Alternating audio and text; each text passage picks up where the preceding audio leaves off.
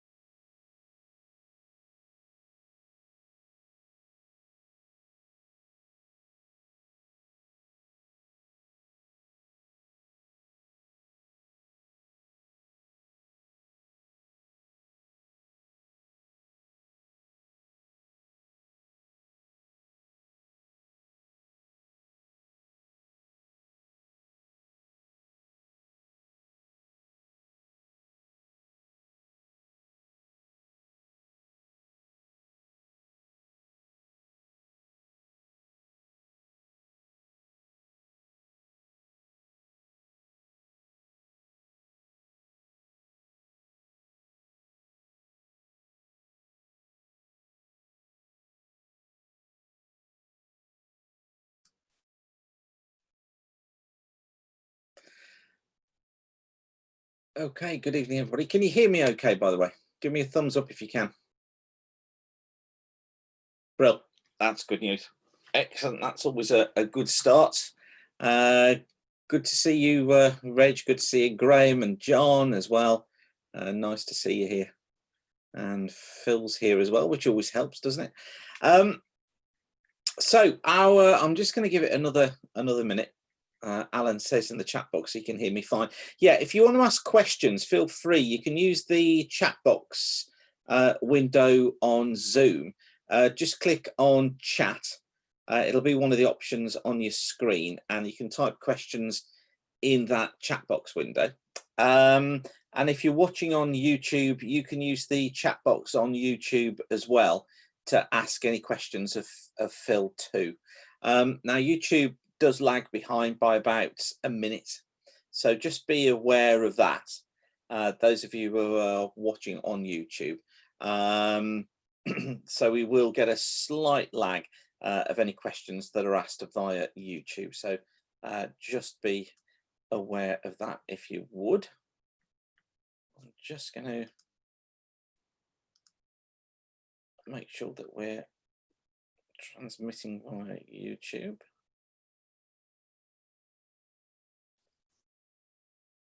In fact, yeah, we're on YouTube. Let me just check.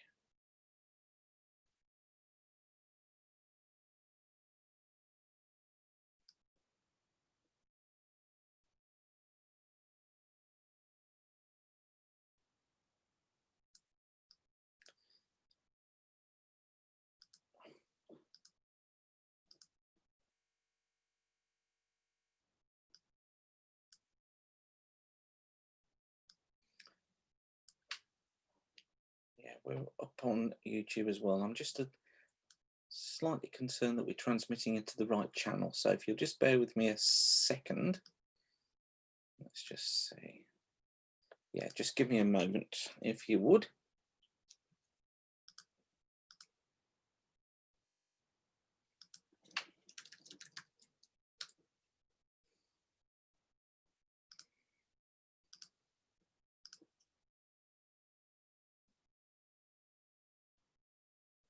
Technology is such a wonderful thing. Bear with me just a second.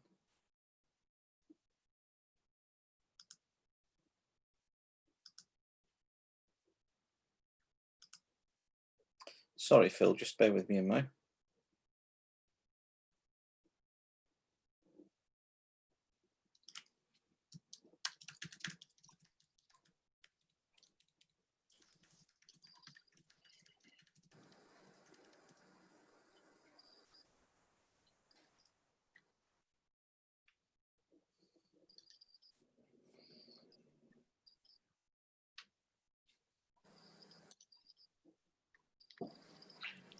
just want to make sure that we can be seen.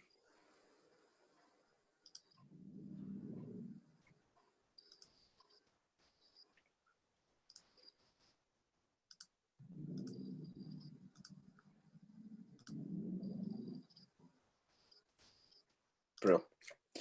Yeah, I think we can be seen. Okay, right. Good evening, everybody. Nice to see you here. Thanks for joining us this evening. It's great to see you here as we get our new season underway, and delighted to welcome back member of society and our great friend Dr. Phil Dainty, who'll be giving us a talk in just a moment. Your council have been meeting through the summer, and the plan is that whilst we can still not meet together, obviously we're now limited to groups of 6, but even if you can stretch those rules, the library is not available. It's still not open. So there's no way at the moment that we can meet together. And also, given the demographics of our society, we don't feel it's safe just at the moment to be meeting, but we're keeping that under review all the time. And so just be prepared that if we can meet, we will let you know.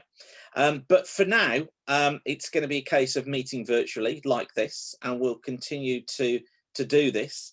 And of course, we will let you know as soon as we can about whether we're going to be able to follow the published programme, because speakers are letting us know as we go along if they're able to present via Zoom. So obviously we will keep you informed about that. Okay, so without further ado, I'm going to introduce Dr. Phil Dainty talking about Little Grey Cells, a journey into the human brain, which I'm sure, given Phil's track record with these talks, is going to be fascinating and will raise plenty of questions. So, Phil, I think you've got control of the screen now, so I'm going to hand over to you without further ado. Phil. Okay, good evening, everyone. Can you all hear me? Yeah, got you, Phil. Yeah, good. Okay, so it's very, very nice to be able to talk to you all. Obviously, this is all very bizarre for us all, but I hope you're all keeping well and thriving and looking after yourselves. So tonight we're going to talk about the human brain, and we're going to talk about the following bits, if I can get this to work. Hang on. So we're going to talk a little bit about the functional anatomy of the brain. So which bits of your brain are responsible for which activities and which functions. I'm a clinician, as you know, so I'm going to run you through some of the things that we can do to help to diagnose brain disorders. And then I'm going to talk about 3 conditions which are fairly well recognized and pretty well understood by most people, I think. We're going to use them to try and explain a little bit more about how your brain works. And then at the end, you can ask questions and I may be able to answer them. Before all of that, I'm a great believer in getting your excuses in first. And your brain is extraordinarily complicated. And I could, even as a general physician, not as a brain specialist, I could probably talk to you about strokes for an hour quite easily. I could probably talk to you about Parkinson's disease for an hour. There are some people out there who could talk to you about those things for 10 hours a day. It's hugely complicated, and we've probably learned more in about the last 20 years with scanning technology and neuropsychology. We've learned more in the last 20 years than we've known throughout the rest of time about the brain, but there's still an enormous amount to learn. So your brain is very, very complicated, and it consists of lots and lots of brain cells, roughly 172 billion. I don't know how they've calculated that, but that's the best estimate. Those 172 billion brain cells each link and join with millions of others. So within your brain, there are almost limitless connections and pathways and processes. The brain cells that you have are split into two broad family groups. The neurons, and these are what we think of as the brain cells. So these are the cells that allow you to control your activity. They're the ones that allow you to think and reason and generate speech and do all those clever things that we've evolved to do. And your neurons, they account for about 50% of your brain mass, and they're your little grey cells. And they're situated around the outside of your brain in the outer layer, like the rind around an orange, which is called the cortex. The other cells are called the glial cells, and within that family there's loads of different types, but essentially these are the cells that support all of the other activities. They're the sort of the wiring, they're the immunology, they're the substance, the blood vessels, all of these things, and they're called the glial cells. And some of them, the ones that act as the pathways for impulses to travel along, are insulated effectively, a bit like an electricity cable. And they're insulated with a substance called myelin, which is a sort of whitey cream color when you look at it as a pathological specimen. And it's those cells that are the white matter, and they're situated deeper down in the middle of the brain. Your brain, in an adult at any rate, the brain weighs somewhere between 1.2 and 1.4 kilos. And by way of being controversial, I'm going to point out that on average, men have larger brains. Now, about 50% of the population will tell you that just because you've got a larger brain, it doesn't make you more intelligent. And there's a very, very poor correlation between the size of someone's brain and what we consider to be intelligence, however we define that. A much better understanding is if you look at different species and you look at the relative proportions of their brain to their overall body size. And in general, the most intelligent animals, such as humans and primates and rodents, tend to have a brain to body size ratio of about 1 to 40. So about 1/40th of your body size is taken over by your brain, which is reasonably large. So this is a sort of a cartoon, and this shows you the structure of your brain in very sort of gross terms. And just to orientate you, this top picture, hopefully you can see the cursor on the screen, but the top picture just shows you what your brain looks like from the outside, from looking side on. So the eyes would be here, this would be the head here. Okay, this shows you the top image, but just turned round so that you're looking at it from the inside. Okay, and what you can see is there are sort of 3 distinct large parts of your brain. There's the part of your brain at the top, and that's called your cerebrum. And your cerebrum is really responsible for most of the things that we think of your brain as being responsible for. So it's responsible for emotions, language, movement, reasoning, all of these kinds of things. That underneath it at the back is this smaller area. That's called your cerebellum. And your cerebellum is almost exclusively responsible for helping you to coordinate your movement and to remain balanced. The bit sitting in front of it, this long area here, is called your brain stem. And your brain stem consists of the bit that joins onto your spinal cord, and then this bit above, which is called your midbrain. And the midbrain area, so this bit here, this is responsible for what we call your autonomic control. So this is bits of you that need to happen automatically. So within this area is the part of your brain that controls your breathing, your heart rate, your blood pressure, your temperature regulation. These sorts of things. The largest section, as we said, is the cerebrum. And the cerebrum is split into sort of distinct areas that we call lobes. So we've all got on both sides of our brain a frontal lobe, which sits here, a parietal lobe, which sits sort of around this area, an occipital lobe, which sits towards the back, and this here, which is called your temporal lobe.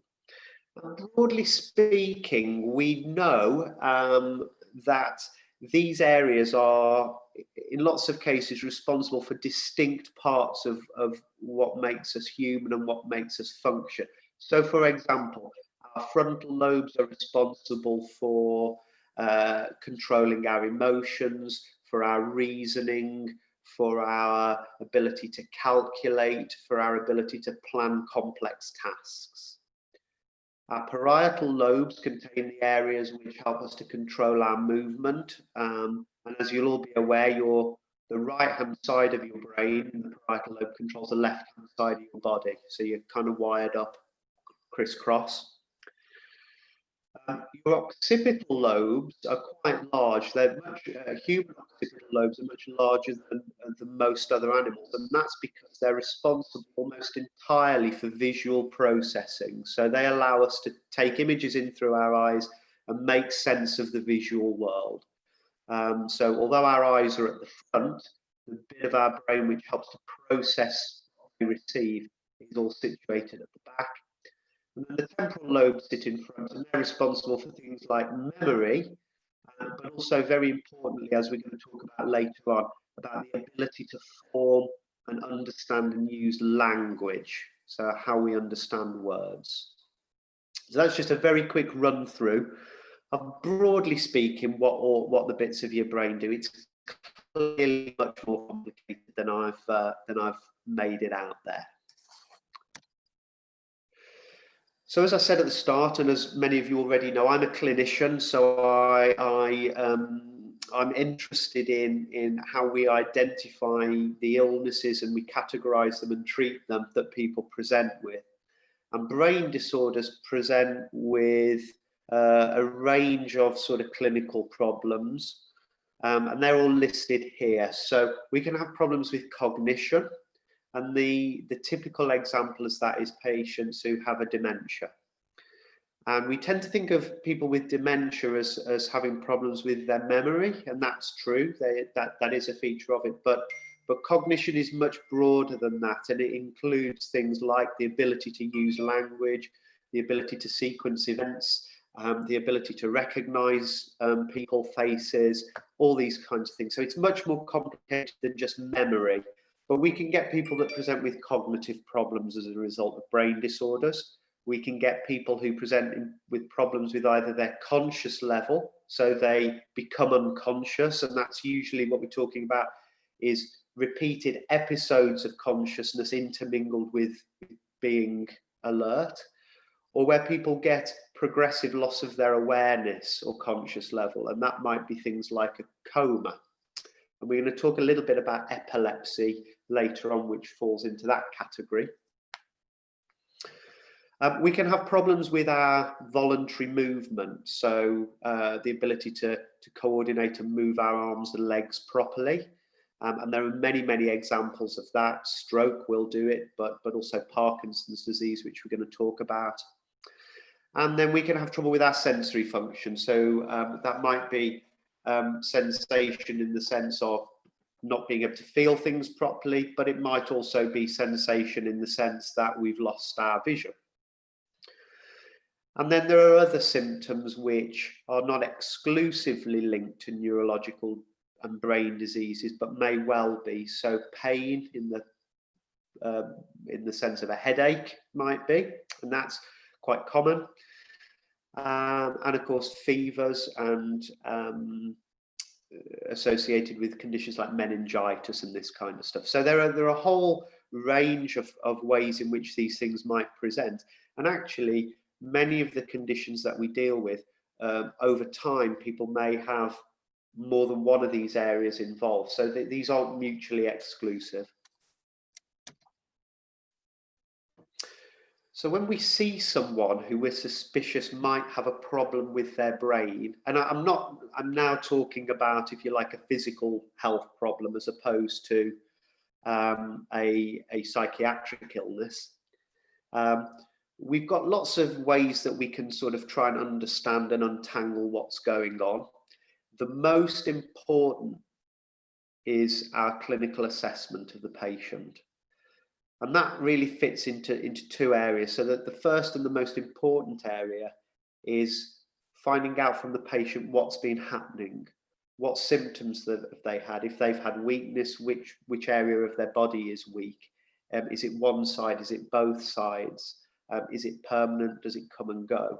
And we have all these questions that we ask around lots of symptoms. So we would ask similar around headache or any of these things. And really the story that people can tell us is actually crucial, as we're going to see, for us to make sensible and timely diagnoses.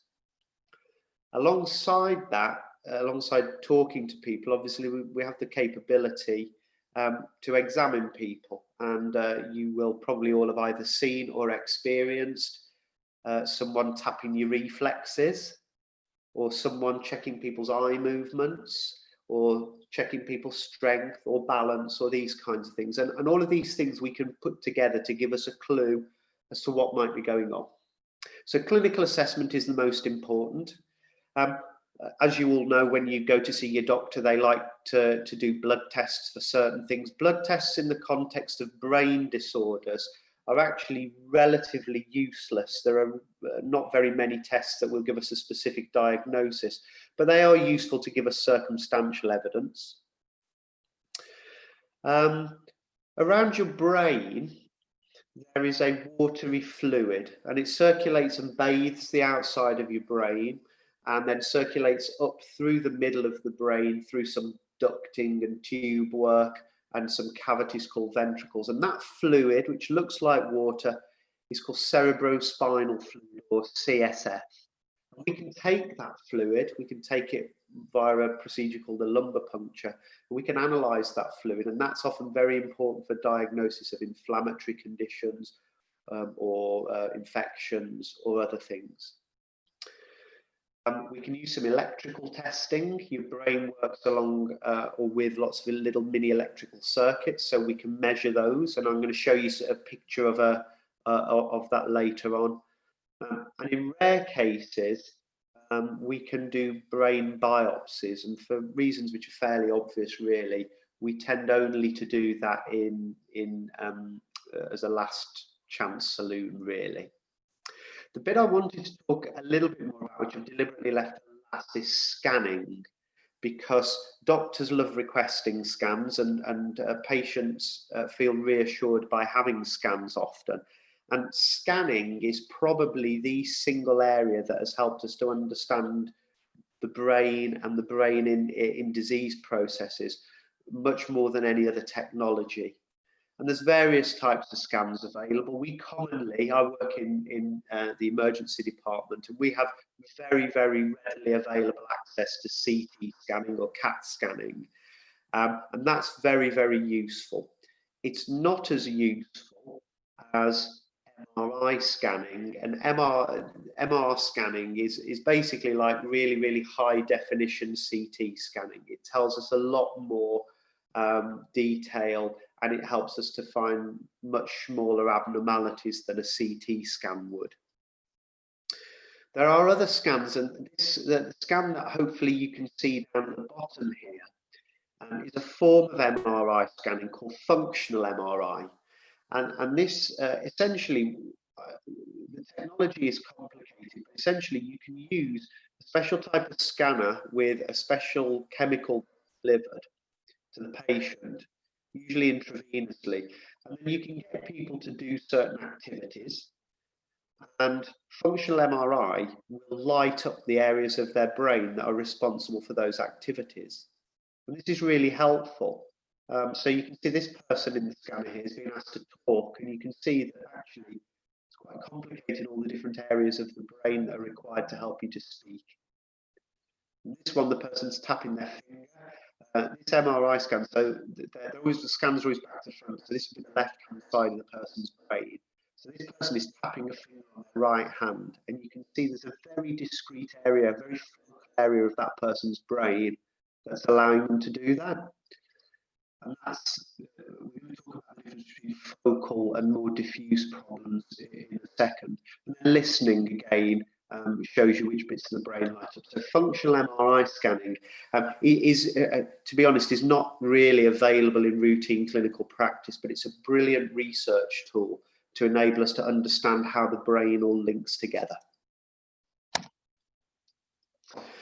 So I thought really what we could probably do, or what would be helpful, is if we talk about some specific diseases that people are familiar with, and then we can elaborate on some of the things that we've talked about. And I thought one of the diseases that people are most familiar with, and actually one of the diseases which people fear most, is stroke. And I'm sure that many of you listening will have experience of people that you know, friends, family, possibly even yourselves, having had strokes. And the potential to treat stroke has changed quite a bit over the course, probably over the course of my career, really, over the last 20 years or so. In order to understand some of the things that are important about stroke, it's very useful to understand the definition of it, because there are lots of things that get mistaken by the general public, but also actually by quite a lot of doctors around what a stroke is. And this is the definition of a stroke, and you can read it for yourself. There are a couple of very, very key points to this. The first is that a stroke is an abrupt event.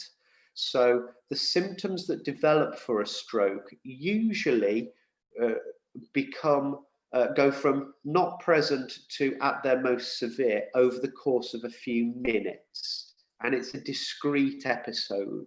So if you have a bit of weakness which goes away and a bit of weakness which comes back later on, that by definition is not a stroke. A stroke is a single episode, and that episode generally lasts for longer than 24 hours by definition, although there are some caveats to that. So the first bit is that it's abrupt, okay? The second bit is, oh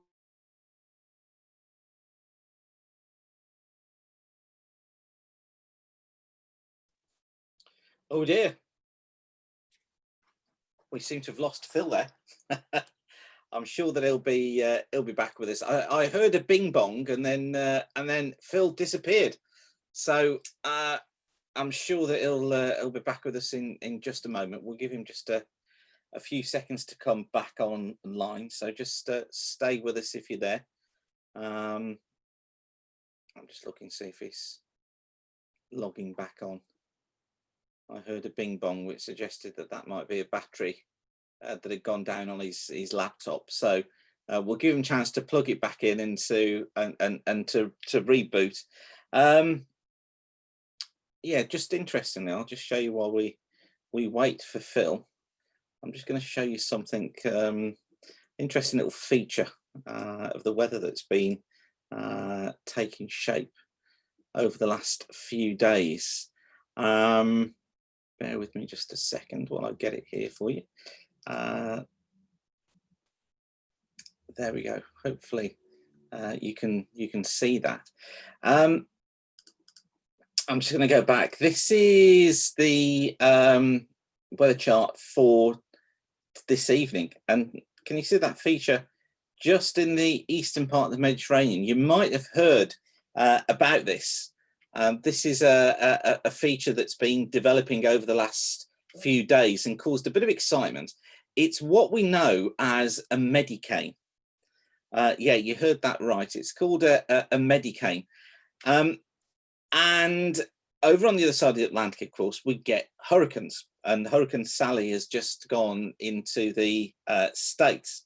Whereas in the Mediterranean, we can get similar features that are currently being investigated. and they're called medicanes, and they exhibit the same characteristics as hurricanes. And it seems that these features are formed by warm water in the Mediterranean, because obviously at this time of year the Mediterranean is getting to its hottest. So we have the warmest sea temperatures late September, so about now. And you may have heard that hurricanes require a sea temperature of 28 degrees Celsius or more in order to be sustained. Well, the Mediterranean at this time of year in that area is around about 28, 29 degrees. And these systems appear to form in the same way that Atlantic hurricanes do. So they're what we call warm chord systems, whereas when we get low pressure, usually the sort of area of low pressure that crosses the Atlantic, they are generally caused by cooler air. So they're generally caused by cooler air, but these systems are warm chord systems. So this is just something that we've been watching it develop. And if I click through the charts here, by the way, Phil's just come back online, so we'll go to Phil in just a second. If I just click through these charts, just look at that system passing across Greece, bringing very heavy rain. We're talking upwards of sort of 2-3 inches of rain across Greece in the next couple of days, and very strong winds, gusts of 70 or 80 miles an hour. So you really wouldn't want to be in a boat anywhere within that region of southern Greece during the next few days as this medicane goes through. As I say, lots of research being done into these features at the moment, but it's just interesting to see that one has occurred, and they kind of get trapped in the flow, so they don't move very far, look, as we go through several days. So yeah, I thought you might just be interested in that, and just while I filled in, while Phil rebooted his computer. So what I'm going to do is I'm going to unmute you, Phil. I'm going to make you host again. Okay. So if you bear with me just a second. Welcome back. Thank you. There you go, Phil. Was that a battery I heard going down? It was. I thought I'd plugged it in, but I forgot to turn it on. It always helps, doesn't it? Yeah. There you go. Right. Yeah, you're host again now, Phil. So you can share your screen. So give that a go. I'll tell you what, actually, I'm going to pause sharing my screen because it might not let me do it. There we go. Okay. Sorry about that, everyone. It's not a proper day unless you've had a technology failure, is it? Right. Sorry. So we were talking about strokes. And I'd sort of explain that a stroke is an abrupt event. Now, the other important bit of the definition is that it's a focal symptom. And focal is very important. So what we've established earlier on is that there are particular regions of your brain that are responsible for certain functions. So if we pick movement, voluntary movement, if I want to move my right arm, then a bit of my brain somewhere up here is responsible for that movement. Now, some parts of my brain, like that particular area, have a very specific blood supply through a specific artery. And a problem with that artery starves the brain downstream of blood and of oxygen and nutrients, and that's what causes a stroke. So that's what something focal is, and there are various focal symptoms. And we're going to talk about those on the next couple of slides. There are lots of other neurological symptoms that aren't focal. They're what we call diffuse. So, for example, if people are confused or disorientated, or if people are drowsy, those are not focal. So generally, by definition, unless somebody has a massive stroke, it's very, very unusual for a stroke to cause somebody to become unconscious, for example. So they need to be sudden onset. It needs to have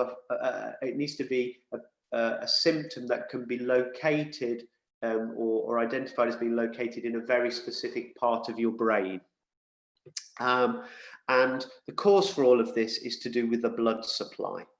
And again, we're going to talk about why that's important, but treatment is phased for strokes. So there's what we call hyperacute stroke care, which is the person coming into an emergency department with a possibility of having specific treatment for the stroke. And your local hyperacute stroke centre is at New Cross. And hyperacute stroke has only existed really for the last maybe 10 or 15 years because the treatment available has only been used for that length of time. And I don't do it anymore, but when I first started work as a consultant at New Cross, I was part of that hyperacute stroke team that used to deliver that treatment. And we talk about that treatment in a sec. There's then what we call acute stroke, and most hospitals will have an acute stroke unit that look after people who need to be in hospital, probably for up to about the first sort of week or so of their hospital stay. And during that time, that's really about helping to manage some of the acute issues that are associated with stroke and maybe some of the complications that are associated with it. And then there's chronic care, chronic stroke management, which is broadly, although not exclusively, about rehabilitation and around helping people to sort of regain some of the functions that they may have lost. In terms of the types of stroke, so stroke as a whole is a sort of a broad umbrella term. As we've alluded to, strokes are caused by a problem with a blood supply to a particular part of the brain, and that blood vessel is an artery. And you can basically get two problems that will cause trouble with an artery. You can either block it, same as any other tube, you can block it, or you can burst it. If we talk about a blocked artery, the blockage is usually caused either by a blood clot which forms in the artery itself, and that's called a thrombus or a thrombosis, or it can be caused by a blood clot or other material traveling and getting stuck in the artery, but it's traveled from somewhere else. And one of the common areas is that you can get clots which travel from your heart around your circulation up into your brain. And that's particularly a concern in people that have a condition called atrial fibrillation. And that's why people that have atrial fibrillation are often on blood thinning medication. If you have a blocked artery and the brain downstream doesn't get oxygen and a decent blood supply, you get what we call an ischemic stroke. That's a stroke that's caused by starvation of oxygen. So if you don't block an artery, you can burst it. And burst arteries tend to happen because of one of two reasons. The first is that either people have got long-standing, poorly controlled blood pressure is probably the main cause. And that causes an artery usually deep within the brain tissue itself to burst and causes a big collection of blood clot deep within the brain tissue. And that's what we call a hemorrhagic stroke, brain hemorrhage. And they account for 10% of strokes as opposed to the 85% which are caused by a blockage. In terms of burst arteries, there's another very specific subtype of condition which gets sort of included within stroke, but is very, very different, and that's called a subarachnoid hemorrhage. And that's caused by an aneurysm, so an abnormally swollen blood vessel in the brain suddenly bursting. And they tend to present not with weakness down one side or the other, although they may, but they tend not to. They tend to present with a sudden severe headache, possibly with loss of consciousness. And they account for about 5% of strokes. So it's always nice to sort of show people what we're talking about with some pictures. So these are CT scan, CAT scan images of people's brain. And just to orientate you all, so the white circle around the outside is the skull. The black areas within the middle are fluid-filled cavities with cerebrospinal fluid in, and they're called ventricles. And then this is a normal CT scan, and this is what a brain normally looks like. So it's sort of a bit grey, it's a bit grainy. But the important part is that to a greater or lesser extent, it's fairly symmetrical. So you've got a dark bit this side, a dark bit this side. You can kind of imagine a moon down here. And they're back to front. So this would be the left-hand side of the person's brain, and this would be the right-hand side.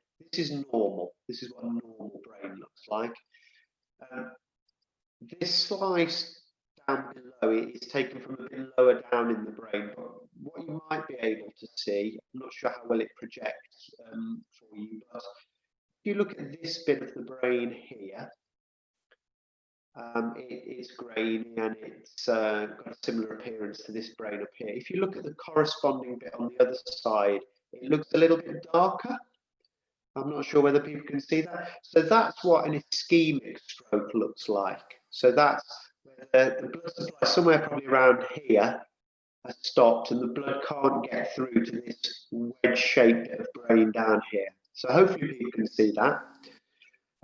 The abnormality is really very apparent, and this is an intracerebral hemorrhage, so a big blood clot into the brain, probably caused by high blood pressure, or sometimes you see similar things with head trauma and things as well. And that's fairly obvious and easy to see. And here, this shows a subarachnoid hemorrhage, and all doctors are worried about subarachnoid hemorrhages because they can be quite difficult to see on the scan. And this sort of breaks the rule of symmetry, really, because this scan looks symmetrical. But you might be able to appreciate that sort of deep down within the brain and around the folds of the brain here, there are these very faint white lines. And that's blood that's come from an aneurysm that's spread around the outer surface of the brain and deep within the folds of the brain. And it gives this sort of snake-like wavy white lines. This one's quite, believe it or not, this is quite an obvious one to see. Sometimes they're really very, very difficult. But that's what a subarachnoid hemorrhage looks like. And those are some CAT scans for you to appreciate.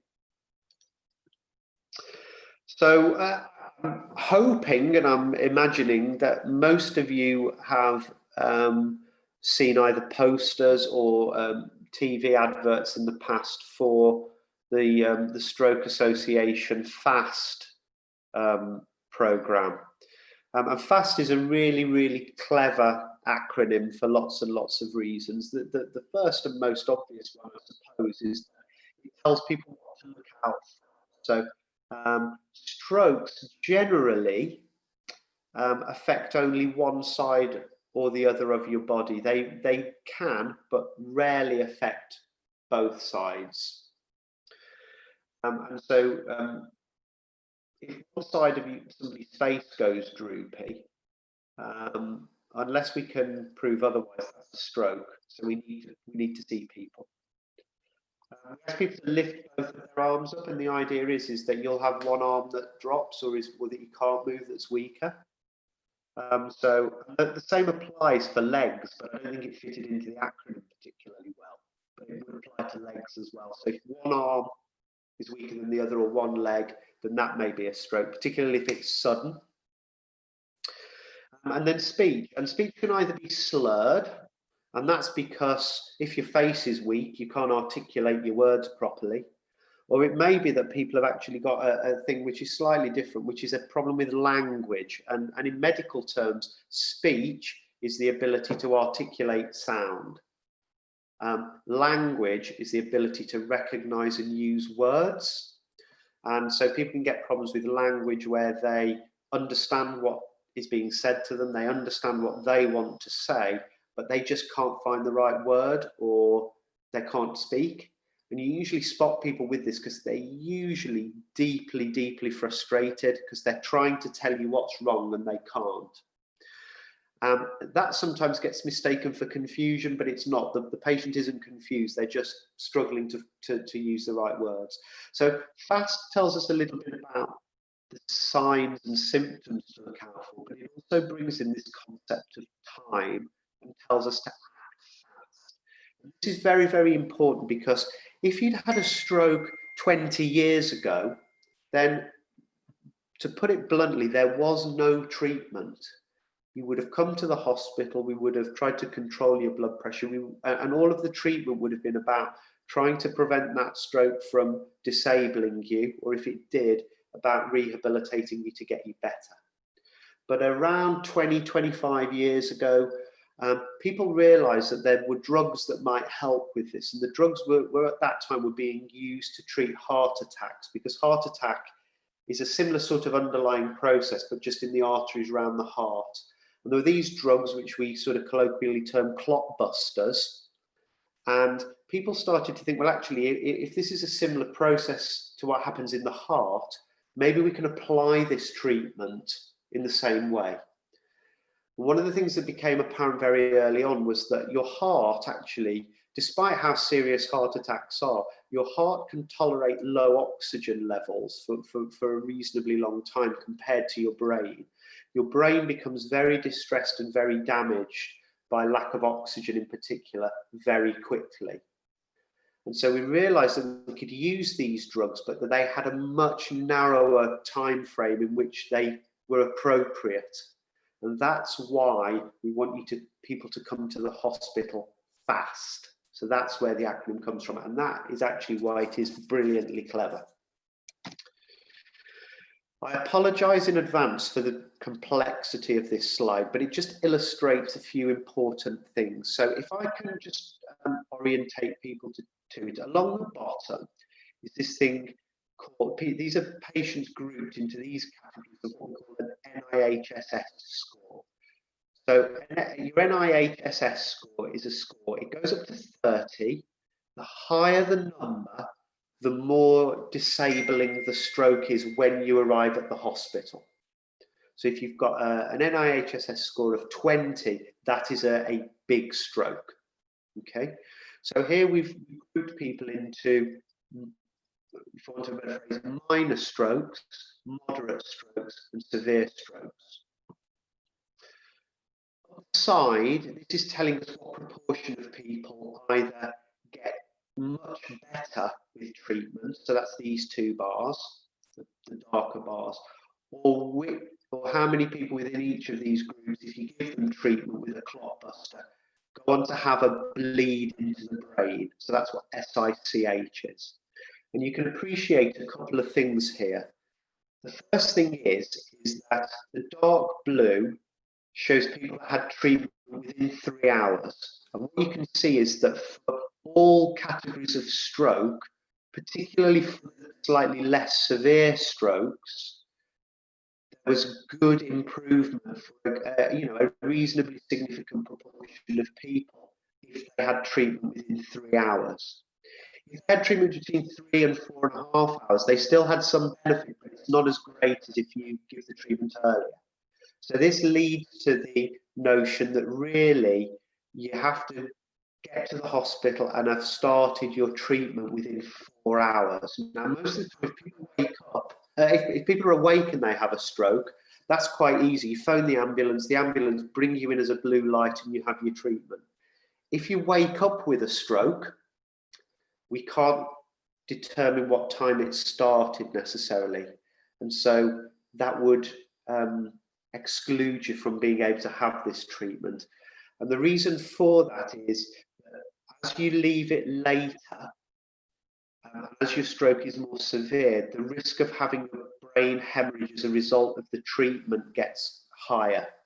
And if you look at the severe group in particular, the risk of benefiting is not actually that much better than the risk of having a bleed.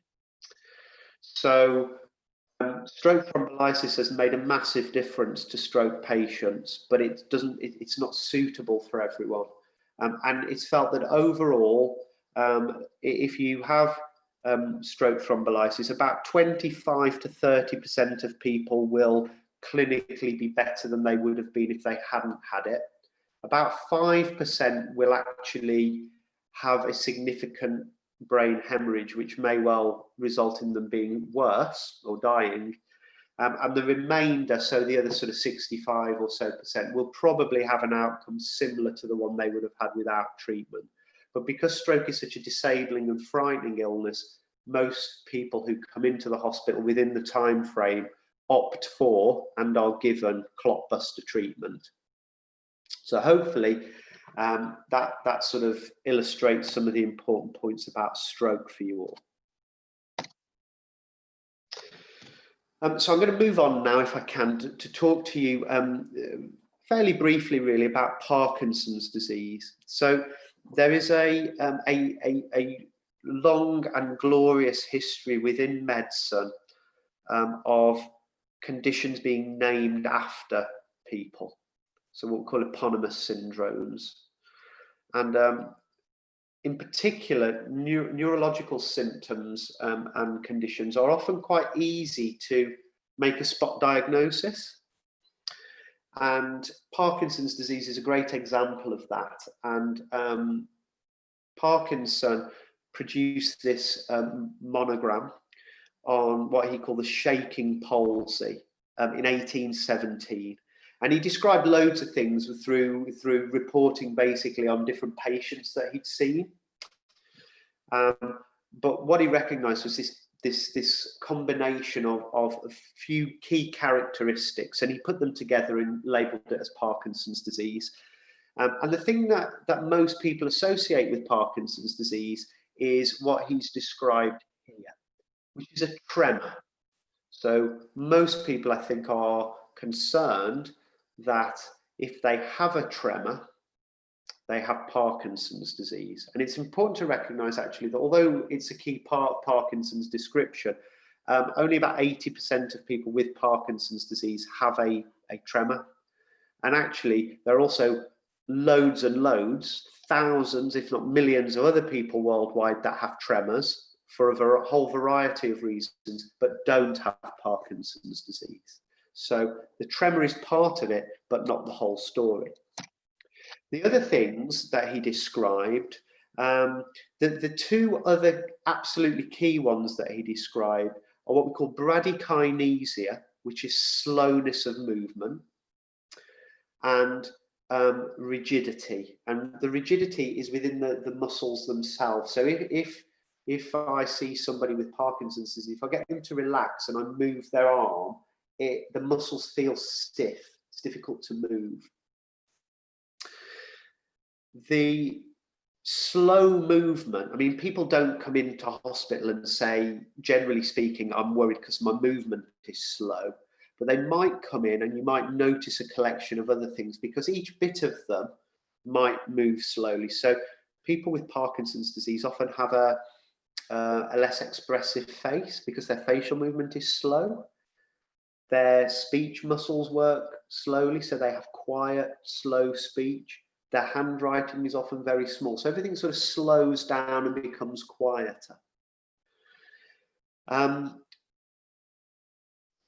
More recently, we've recognized that alongside the tremor and the slow movement and the stiff muscles, that people have a whole host of what we call non-motor things, so stuff not to do with their muscles. So lots of people with Parkinson's disease have what we call mood disorders, so depression, and that's above and beyond the depression that you might expect for people because they're unwell. It is actually something about Parkinson's disease that makes people depressed, something about the chemicals in the brain. People can get cognitive changes, they can get confusion, and it's often quite fluctuant, so sometimes they'll be okay and sometimes they'll be confused. They can get hallucinations, problems with constipation, and a tendency to fall. And people with Parkinson's disease fall because their movement is a bit shuffly, and if they start to lose their balance, they can't move quickly enough to correct themselves. So often good clinicians and talented neurologists will be able to diagnose a patient with Parkinson's disease as they walk into the room. It's quite distinctive. So other things, so when we talk about Parkinson's disease, we're actually talking about what doctors call idiopathic Parkinson's disease, which is a fancy way of saying it's Parkinson's disease, but we don't know what's caused it. It's likely to have a genetic component. We know that there are certain substances that people can be exposed to that precipitate Parkinson's-like conditions, but genuine Parkinson's disease, we don't really know what causes it. There are a whole range of things that often get mixed up with Parkinson's disease because they have some similar features, and we call these things conditions which cause Parkinsonism. And so lots and lots of little mini strokes can cause people to get slow movement, and that's a form of Parkinsonism. And there's lots of medications that can cause Parkinsonism. So when we see people where we're worried that they might have a movement disorder or a tremor, we like to know what medications they've been taking. The treatment for Parkinson's disease is in lots of ways very, very complicated. But the basic underlying problem with Parkinson's disease is that deep down right within the center of your brain, there's an area on either side called the basal ganglia. And within the basal ganglia help to regulate all these things that go wrong in Parkinson's disease. And for them to work properly, they need a chemical substance there called dopamine. And in Parkinson's disease, there is either a decreased amount of dopamine or the dopamine doesn't work properly. And the treatments that we give are basically directed at reversing that. So we can either give people dopamine as a tablet, and there are tablets like drugs called Madapar and things which contain dopamine, which then acts on the brain, or we can actually use other drugs which mimic dopamine and allow to sort of trick the body into thinking that there's dopamine there. So they're the main categories of drugs. And L-Dopa is still the mainstay. It's been around probably, I would think, since about the 1950s or 60s, but it remains the mainstay of treatment of Parkinson's disease. There are lots of complications with it, and if any of you are wanting to relieve the boredom of a local lockdown, if it ever comes, there's a very good film that stars Robin Williams. I'll think of the name of it in a bit, but Robin Williams and Robert De Niro. Awakenings is the film, and it's about a neurologist called Oliver Sacks, who experimented with L-Dopa in the 1960s, I think, and it shows you all the complications that people can get with it, but also how effective it was. And people might have some questions about that. There are one or two sort of slightly more unusual conditions which have Parkinsonism as a feature, but also have other weird things like problems with regulating blood pressure or eye movements and things. And we call those the Parkinson's plus syndromes, but they're very, very rare. That was Parkinson's disease. And finally, and fairly quickly, we're going to try and look at epilepsy, because I think it's very important to talk about epilepsy, because I think less so, although probably still to some degree, epilepsy is a disease that's been associated with quite a significant stigma in the past. And I think it's very important to understand what causes it. So, as we touched on earlier on, your brain works through lots of little electrical circuits. It's buzzing away all the time, a bit like my computer was until the battery died. There's stuff going on in the background all the time. For some reason, in people with epilepsy, they have a trigger which makes that electrical activity become all random and haywire. And that then, in its most severe form, causes people to lose consciousness and have convulsions. And that's really the association that most people are aware of, is people having fits or seizures. We mentioned earlier on that we can measure electrical activity and stuff, and that's what this demonstrates here. This is what's called an electroencephalogram or encephalogram. I'm unable to tell you what all of these things mean, but what I can tell you is this is normal background brain activity. And then, for want of a better phrase, you can see it's really kicking off here, much more erratic and random, and that's what a seizure looks like on this electrical brainwave tracing. So there are numerous different types, almost limitless types of the sorts of seizures or convulsions that people can have. Typical convulsions where people become unconscious and have very, very vigorous jerking movement are what we now call tonic-clonic seizures, or what used to be called grand mal seizures. And essentially they affect all of you, so both sides you become unconscious, and that's because either right from the start, or as the seizure gets worse, they propagate and affect the whole brain. So that's why people are just out for the count, and why it often takes people time for their brain to reboot afterwards. There are a number of people that present with seizures that either have just a focal onset at the start and never progress any further, or have a focal onset and then become generalized seizures. But the focal ones, the symptom that people get depends on their brain is affected, a bit like a stroke. So you can get focal seizures that cause people to have jerky movement of just one arm, or drooping of their face, etc. So you know, often they get mistaken for people that have had strokes or these kinds of things. So classifying seizures just is determined really by whether there's a focal bit to it at the start and whether the patient loses conscious level or not.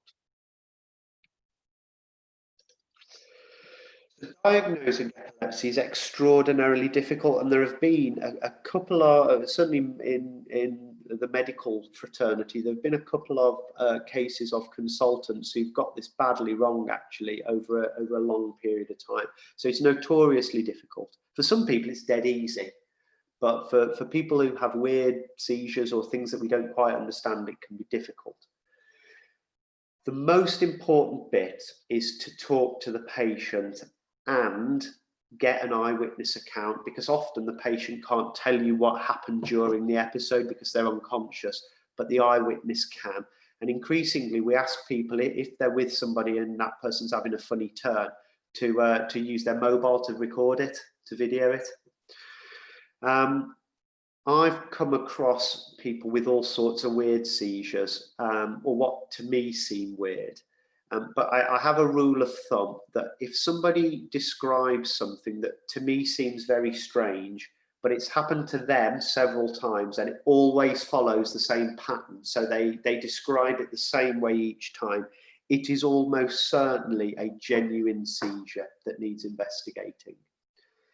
When we go through the story, we're interested in 3 phases, because what we're trying to do, for most people, they become unconscious.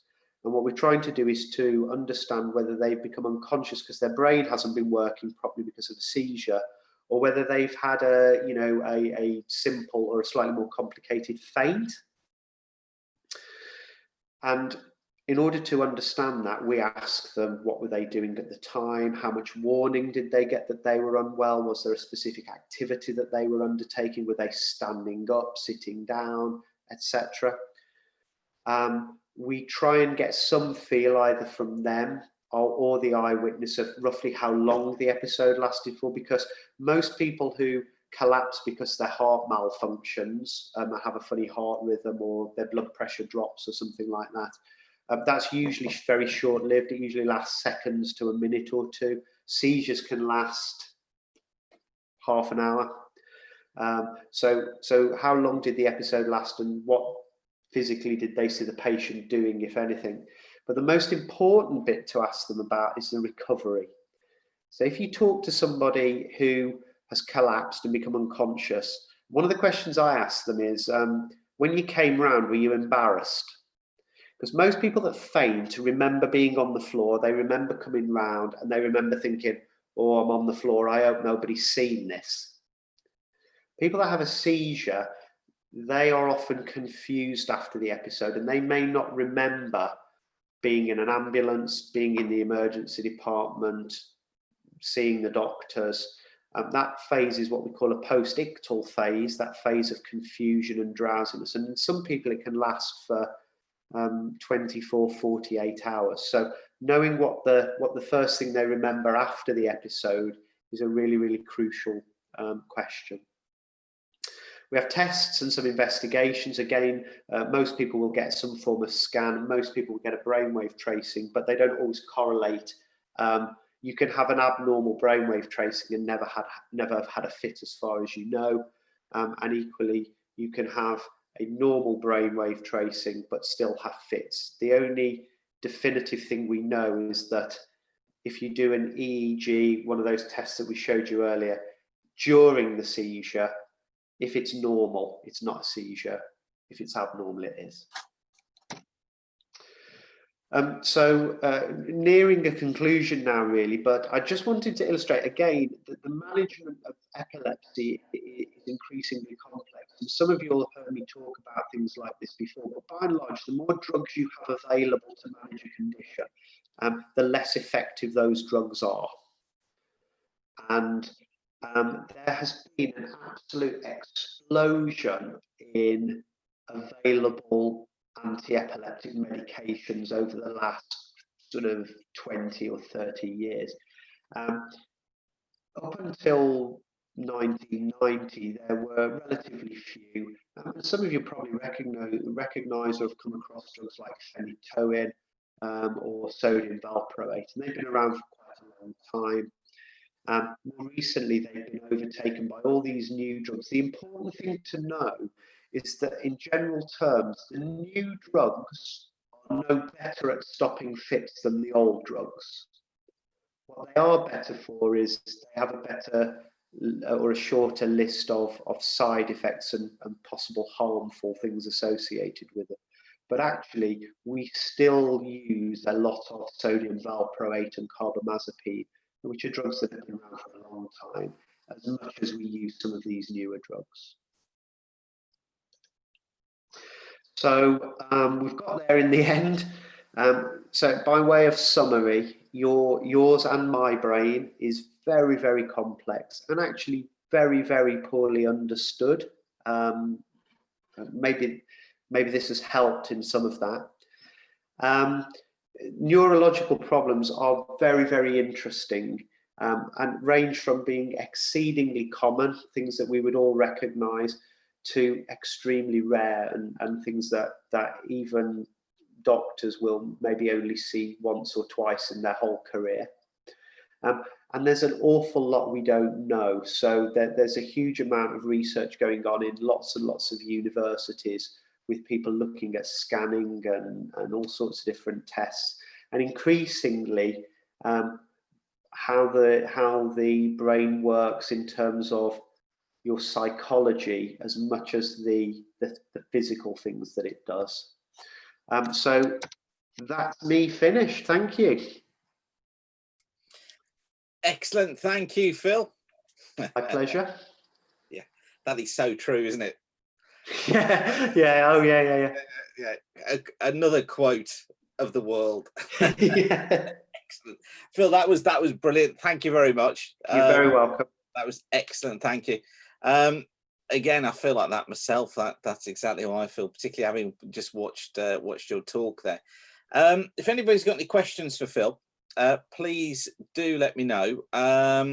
You can actually unmute yourselves if you're on Zoom, and you can ask questions via that. If you're on YouTube, then you can type your questions in on YouTube as well. I guess my observation from that, Phil, would be that there's still so much that we don't know about the way the brain functions, yet it seems that we're learning rapidly, but it still seems a very, how can I put it, old-fashioned is the wrong way to describe it. Still quite a traditional method with a lot of the diagnoses. Yes, you've got CAT scans, but it still seems to be empirical methods that are being used to make your diagnoses. Is that? Yeah, I think that's true. I mean, certainly up until the advent of functional MRI scanning, the most reliable way of working out which bit of the brain did what was established either by studying people who had specific bits of their brain damaged, either by a stroke or an injury or trauma or what have you, or really sort of understanding sort of pattern recognition. So, knowing that if this leg's weak and that arm's weak and this bit's not right, that tends to fit with this. I think you're definitely true, or what you say is definitely true. I think of all of the clinical medical specialties, of all the disciplines, neurology still relies most, certainly on physical examination of people. I think, there'll be many of you, for example, out there who've perhaps been to see a heart specialist. you know, a heart specialist will still listen to your heart, but they won't do it with the same vigor that they might have done 30 years ago. And that's because they've got handheld ultrasound machines and stuff, which just tell them so much more. So I think you're right. I think there's still a very traditional approach to neurology. And if I try and refer someone on to a neurologist, I know that they are going to say to me, what were the person's reflexes like? What were their eye movements doing? Whereas, you know, I can speak to a cardiologist and they're never interested in what I could hear. So it's very true. The technology is going at a pace now, and I think you know, at one time MRI scanning, you couldn't move in an MRI scanner. So I'm sure some of you have had just diagnostic MRI scans of your head and your back or whatever else, and you're stuck in a scanner for 40 minutes and you just can't move. With functional MRI, they actually encourage you to move so that you can see it. So I think that the technology is still actually probably fairly crude, but it's infinitely better than it was probably 20 years ago. And what about the medication? What about, you were saying there about the epilepsy medication and the number of drugs that are now available to treat epilepsy? Are they effective? Are the drugs, you know, although there's more of them, are they now more effective at treating epilepsy? So to be honest, the effectiveness of anti-epileptic medication. So broadly speaking, the newer drugs are probably equivalent in terms of how good they are at stopping fits. Whether or not your fits are easy to control is ultimately determined pretty much by what age you develop your seizures. So there are sort of two, so people can have their first seizure at any time in their life. There are two peaks where it's more common to have your first seizure. The biggest peak is what we think of, I think, as classical epilepsy, which is younger people, so childhood through to sort of late adolescence. And people in those circumstances usually present with generalized seizures, so either tonic-clonic seizures or absent seizures.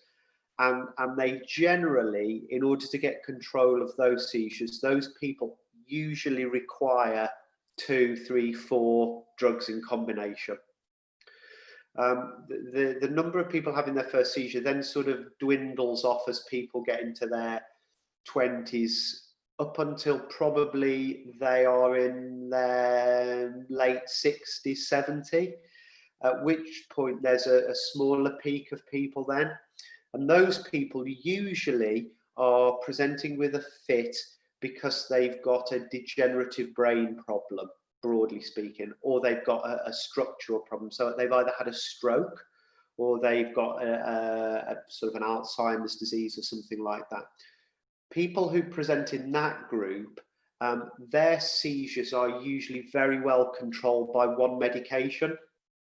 So the drugs are effective, but the efficacy is more or less determined by the cause and your age. So, you know, and most people ultimately, certainly young people, I manage and look after a few sort of older people with epilepsy, and I'm perfectly happy to do that. Younger people, particularly young ladies, really should see a neurologist, because there's lots of, you know, they may well be on treatment for 60 years. And there's lots of issues around anticonvulsant medication during pregnancy and these kinds of things. So young people really should be seen by an epilepsy specialist. Yeah. And Alan says here, just more of an observation, but Alan's just stating here that the brain itself, I take it that means can't feel pain, but the brain is responsible for any sensation of pain in the body. I guess what he's saying there is that, yeah, the brain just can't experience pain yet. Yeah, so your brain is asensated. So there are, so if you're so minded, which some of you may be, I'm sure there will be videos on YouTube of people having brain surgery. And for a lot of brain surgery now, they do it with people awake. So they freeze your scalp and the bones and things. But actually, if they take the bone out, they'll, for want of a better phrase, ferret around in your brain without putting any anaesthetic in. And the reason they do that is because obviously it provides them real-time feedback, so they know which bit of the brain they're in, because they say to the person, you know, talk to me now, and they get the appropriate thing. So yeah, so brains, you know, you can poke and prod at them, I guess, without people being aware. Yeah, and when you do see that surgery, I mean, I've seen it on the TV a couple of times. When you see that surgery, it is amazing. It always shocks me at how brutal it appears. You know, that you could imagine that being in a 19th century operating theatre. You know, you see those gallery theatres with people looking down on it as they're operating on the patients live. And I think it just shows that it just proves almost how far we've still got to go, because we're having to touch people's brains to get the real-time knowledge, but also how amazing that the surgeon can be so precise that he can touch the brain without, most of the time, I assume, causing any catastrophic damage. No, it's, I mean, one of the real things that's moving forward surgical practice is robotic surgery. So obviously the movements that you want to do, particularly in, you know, fine areas within the brain, you're talking about, if you're out by a millimeter, it's kind of game over, really. So they map your brain very carefully with CAT scanning and MRIs and things, but then they use a robot which would allow my sort of big movements to translate into very fine movements, which are, you know, limited in space. So you can't, for want of a better word, slip and chop the wrong bit off. It's all very, very tightly controlled. And they use that in neurosurgery. They use it, you know, they use it at New Cross for surgery on prostate glands and stuff as well. It's seen as being the way forward. Wow. Linda says, thanks, Phil. Brain is fascinating. The way they've found out about how the brain works is amazing too. E.g. Phineas Gage. So just talking there about the person who found out about how, or well, I guess one of the people who found out how the brain works. I'm just conscious of the time, and thank you for the time you spent with us, Phil. Just something that I read a few weeks ago that was in the Times, where they were talking about the ongoing experience of patients with long-term symptoms after COVID, and after suffering from COVID, and one of the features that the doctors were suggesting could be a long-term problem was actually epilepsy, because some patients had experienced epilepsy. Is that anything you've come across yet? So a broad range of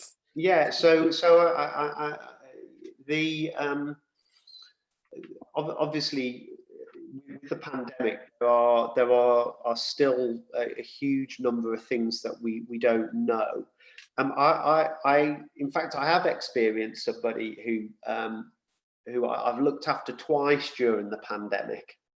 And I looked after him the first time when he actually came in with COVID, and he was really very, very poorly. He ended up spending about sort of 3 or 4 weeks on intensive care. And I spent a couple of days looking after him, and I spent quite a lot of time during those days talking to him. He was a young guy who was, you know, sort of my kind of age, and I spent quite a bit of time talking to him about things. And he subsequently, probably about 6 weeks ago, came back into the emergency department, having had a fit. And one of the things we know about COVID is that it makes people more prone to developing blood clots. And he'd never had a fit before. He came in with a story where he'd had a headache for a few days beforehand, not a bad one, but he then had a fit. And it transpired that he'd got something that actually we see quite commonly, but is a well-recognized consequence of having clotting problems. And he'd got a blood clot in one of the veins in his brain. So not one of the arteries which would cause a stroke, but within one of the veins. So like a deep vein thrombosis, but in his head. And that's almost certainly the result of COVID. But interestingly as well, when I spoke to him, when I saw him again, he had no recollection of meeting me at all before, despite the fact that I'd spent probably 2 or 3 hours talking to him and telling him what was going on and this kind of stuff. And he'd also got other other neurological complications in his legs and things because he'd been so immobile on critical care for such a long time. So so there will be, I think, lots and lots of unknown consequences of it, and we are sort of, as you might imagine, we're starting to now run some follow-up clinics to actually get in touch with people who've got through and gone home, to actually find out how they're getting on and if they've got any complications that we need to know about. Yeah, I think it's although unwanted, the science behind it is going to be fascinating on what we find out. It's slightly a perverse thing to say, really, but ultimately this is what doctors live for. This would be a once in a lifetime experience, and I think, without sort of going off track, clearly there's a whole load of controversy around all of this, around testing and all of these kinds of things. But actually, as a doctor, it has been a fascinating time, and a history will judge whether we've got it right. We won't be around to find out when the judgment comes on whether we got it right. It'll be for historians in 100 years' time to determine that, I think. Yeah, and I think it's cross-discipline as well, because anybody who works in any discipline that deals with statistics, I'm a meteorologist that deals with statistics and modelling all the time. Yeah.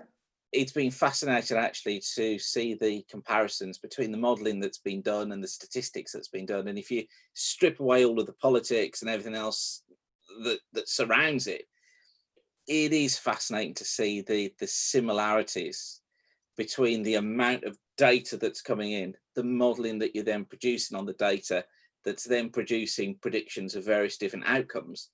And then if that's a weather forecast, we as meteorologists have to decide which of those model outputs is going to be the most useful and the best one. I guess you as clinicians, or certainly the people modelling this as epidemiologists, they're doing exactly the same thing, trying to decide which of those modelling outcomes has a higher probability of being correct. Yeah. And I think across the disciplines, that amount of data becoming so readily available in such a short space of time from zero, I think we're going to learn an awful lot from it, both medically and in other disciplines as well. Oh yeah, I mean, I think the applications that we've got around mathematical modelling and all of these things that we've learned will apply to any sort of disaster management or anything, when we look forward to things. So it is a very interesting time. It is a slightly perverse thing to say, but it's kind of what I train for. So this is what you live for, isn't it? This is yeah. It's like doctors going into war situations, isn't it? Who train for it. It's very similar. We've been on war footing. We were on war footing a little bit. So so it's been very interesting. I know whether it's been a privilege, but it has been very, very interesting. Well, listen, thank you for all the work that you've been doing, because I know that it's been a very busy period for you, and you're one of our heroes on the front line. So thank you very much for that, and for everything you're doing and everything that you continue to do as well. And also thanks for spending time with us tonight. As I say, I know that you're incredibly busy. You've put together a wonderful presentation there and spent time presenting it to us tonight. So thank you so much for that, Phil. As always, it's been fascinating, and I can't thank you enough. Alan's just put a comment on here saying he's actually got an MRI scan of a cat with a brain tumour from one of his colleagues in Cyprus that he's going to put up on the Facebook page. So there's something for us to again, it sounds awful saying that, and anybody watching this video back in YouTube who just watches that section, what I was going to say, what on earth are these people on about? But in context, yeah, it'll be fascinating. So yes, Alan, please put that up on the Facebook page. Okay, listen, Phil, thank you very much again for that. Absolutely, my pleasure. been wonderful. And I know that we give you a virtual round of applause. So thank you very much for that. And we'll see you again very, very soon. And people just saying thank you on YouTube as well, saying what a fascinating talk it's been. So thanks again, Phil. Okay, everyone. And you'll come back and talk to us next year. Of course you will, won't you? Anytime you want me to, you know that. What a star. What a star. Listen, thank you. Appreciate it. And on that note, everybody, I will say good evening. It's been lovely to see you all here tonight. I forget the date of our next meeting, so I'm going to have a quick look. I know somebody will send it over to me, but it is going to be on Thursday, the 15th, if I'm correct, Thursday the 15th of October. We'll confirm the speaker with you via email and let you know, and we'll put an events notice out on Facebook as well. So thank you again, everybody, for joining us this evening. Have a wonderful rest of your evening. Phil, thanks. Go and put your feet up. And yeah, thanks for all you do for us, and thanks for the talk this evening. So lovely to see you all. Enjoy the sunshine tomorrow if you can. It'll be a bit breezy, but it's going to be nice and warm again. Make the most of the weekend and the warmth this weekend. Things look like they're going to go a little bit cooler in the middle part of next week. And don't forget, watch the satellite pictures for that Medicaid. Just keep your eye on that. It's going to be fascinating to watch over the next few days. Okay, thanks everybody for watching. We'll see you very soon. Good night and look after yourself. Stay safe. Bye-bye.